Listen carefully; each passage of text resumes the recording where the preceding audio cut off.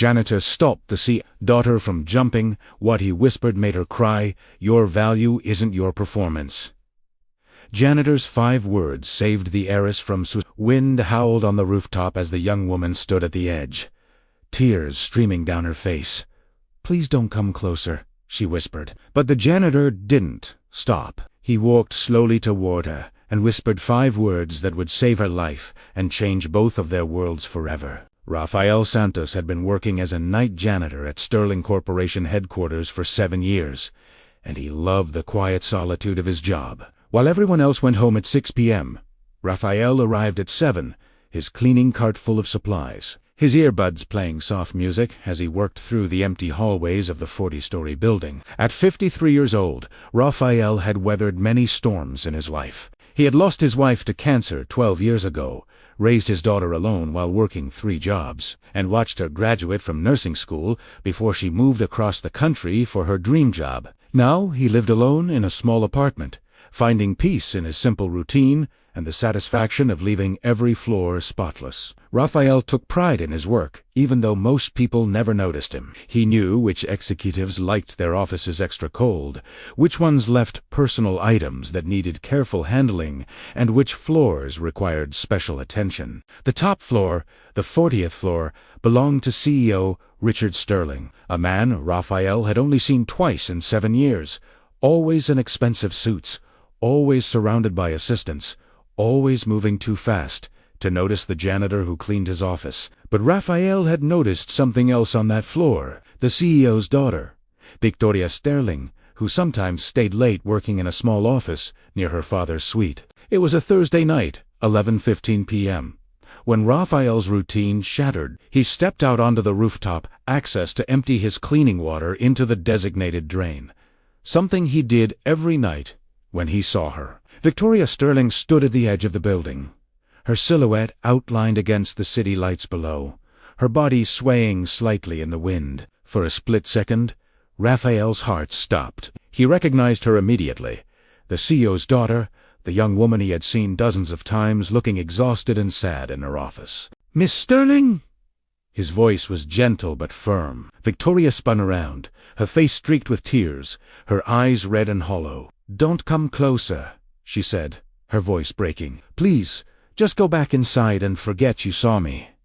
But Rafael couldn't do that. He set down his cleaning supplies slowly, keeping his hands visible, keeping his movements calm. "I can't do that, Miss Victoria. I can't just walk away." She laughed bitterly. "You don't even know me. I'm just another rich girl in Daddy's building. Just leave me alone." Rafael took one small step forward. "You're right. I don't know your name until tonight, but I know you work late every single night. I know you cry in your office when you think no one's around. I know you haven't smiled in months, and I know that whatever you're feeling right now, whatever brought you up here, is real and painful, and I'm not going to pretend it's not." Victoria's shoulders shook with sobs. "You don't understand. Everyone expects me to be perfect. My father, the board, the media, everyone. I'm supposed to take over this company someday, but I can't even take care of myself. I'm drowning, and no one sees it. No one cares." Rafael took another slow step forward. "May I tell you something? My name is Rafael. 12 years ago, I stood exactly where you're standing now. Different building, same pain." Victoria's eyes widened slightly. Rafael continued, his voice steady but filled with emotion. "My wife had just died.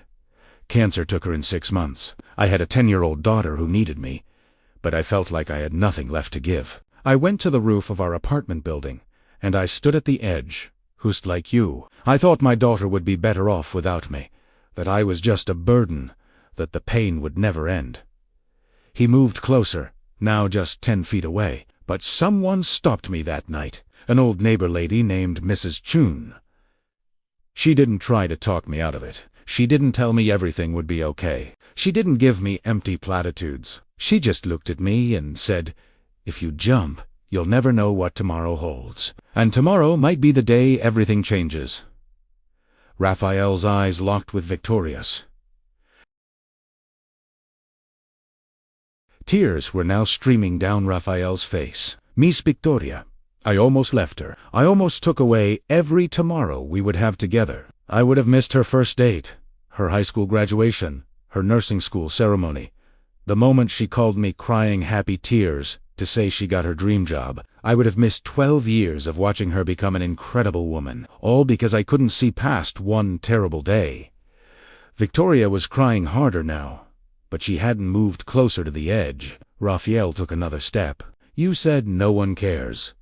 But that's the depression lying to you. Your father might not show it the right way, but I see him looking at your office door every night before he leaves, checking if your light is still on. I see the worried look on his face. I hear him on the phone sometimes, asking his assistant if you're okay. Rafael was now close enough to extend his hand. Miss Victoria, I'm going to say something, and I need you to really hear me. Can you do that? She nodded slightly, her body trembling. Rafael spoke softly but with absolute conviction. Your value is not measured by your performance. Your worth is not determined by meeting expectations. You are not a project or a business plan. You are a human being, and you deserve to exist even on the days when you can't be productive or perfect. You deserve help, you deserve rest, and you deserve to be here. He moved one step closer. I know right now it feels like the pain will last forever, like there's no way out except this. But I promise you, I swear to you on my daughter's life, that this feeling is temporary. The pain is real, but it's not permanent. Help is possible. Healing is possible. Tomorrow is possible. Victoria's voice was barely a whisper. I'm so tired. I'm so tired of pretending to be strong. Rafael nodded. Then stop pretending. Be tired. Be broken. Be human. But be here. Stay here and let people help you put the pieces back together. He extended his hand fully.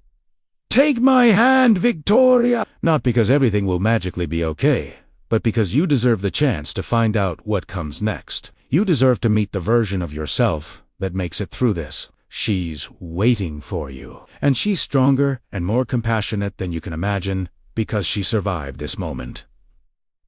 For a long moment, Victoria didn't move. The wind picked up, and Rafael's heart pounded in his chest. Then, slowly, her hand reached out and grasped his. Rafael pulled her gently away from the edge, and she collapsed into his arms, sobbing uncontrollably. He held her while she cried. This broken young woman who had everything except the one thing that mattered most, hope. Rafael walked Victoria downstairs and called 911.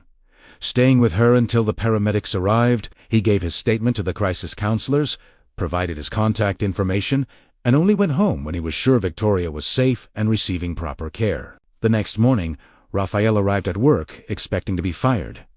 Instead, he was called to Richard Sterling's office. The CEO stood there, his eyes red, his usual composure shattered. Mr. Santos, you saved my daughter's life last night. The hospital called me, and Victoria told me everything you said to her.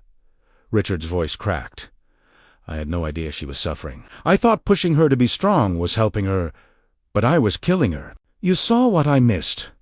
He wiped his eyes. I'm taking a leave of absence to be with Victoria during her treatment. She's checking into a residential mental health facility today, and I'm going to be there every step of the way. And when I come back, things are going to be different around here. I'm implementing a company-wide mental health program, mandatory counseling services, reduced work hours for senior staff, and I want you to help me build it. Rafael was stunned. Sir, I'm just a janitor. I don't have the qualifications. ... Richard shook his head. You have the most important qualification. You understand. You've been there. You know what it feels like and what it takes to survive. I'm offering you a position as our mental health wellness coordinator, full salary, full benefits, and the authority to make real changes. Will you accept? Rafael accepted, and over the next 2 years, Sterling Corporation became a leader in workplace mental health support. Rafael developed peer support programs, created safe spaces for employees to discuss struggles, and trained managers to recognize warning signs. But more importantly, He became a friend and mentor to Victoria. Victoria spent 3 months in residential treatment, then another 6 months in intensive outpatient therapy. Rafael visited her every week, sharing his own journey of healing, never judging, always listening. When she finally returned to the company, it was on her own terms. She stepped down from the executive track and instead started working with Rafael in the wellness department, using her experience and her family's resources to expand the program to other companies. Together, they created the Tomorrow Matters Initiative, a nationwide program that provided mental health resources to corporate employees with a special focus on high-pressure industries. 5 years after that night on the rooftop, Rafael stood in a conference hall, watching Victoria give a keynote speech to 3,000 business leaders. She spoke openly about her suicide attempt, about the janitor who saved her life, about the importance of vulnerability and asking for help. Rafael didn't save me with some profound philosophical wisdom. Victoria sighed, tears in her eyes. He saved me by being honest about his own pain, by showing me that survival was possible because he had done it himself. He whispered to me that my value wasn't in my performance, and those words gave me permission to be human again. After the speech, Rafael hugged Victoria, now healthy, vibrant, and passionate about saving lives the way hers had been saved. "I'm so proud of you," he whispered. She smiled. "I wouldn't be here without you, Rafael. You gave me tomorrow, and tomorrow turned into a lifetime." Rafael thought about Mrs. Chun, the neighbor who had saved him all those years ago. He thought about the ripple effect of compassion, how one person's decision to care could echo through time, saving not just one life, but hundreds, thousands. Victoria's program had already helped over 50,000 people access mental health care, and the number grew every day. That night, Rafael returned to his small apartment and looked at the photos of his wife on the shelf. "I stayed, mi amor," he whispered. "And because I stayed, Victoria stayed. And because we both stayed, thousands more are choosing to stay. Tomorrow mattered after all." He thought about Victoria, about the scared young woman on the rooftop who had become a warrior for hope. He thought about every person struggling in silence, believing their pain would last forever, not knowing that healing was possible and that tomorrow might be the day everything changes. On this note, grateful that 12 years ago, an old neighbor lady had whispered the right words at the right time. Grateful that he had been able to pass those words forward.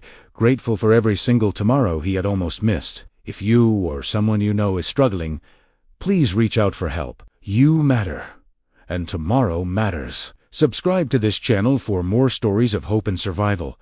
Like this video to spread awareness about mental health, and comment with a message of hope for anyone who needs it today. You could save a life.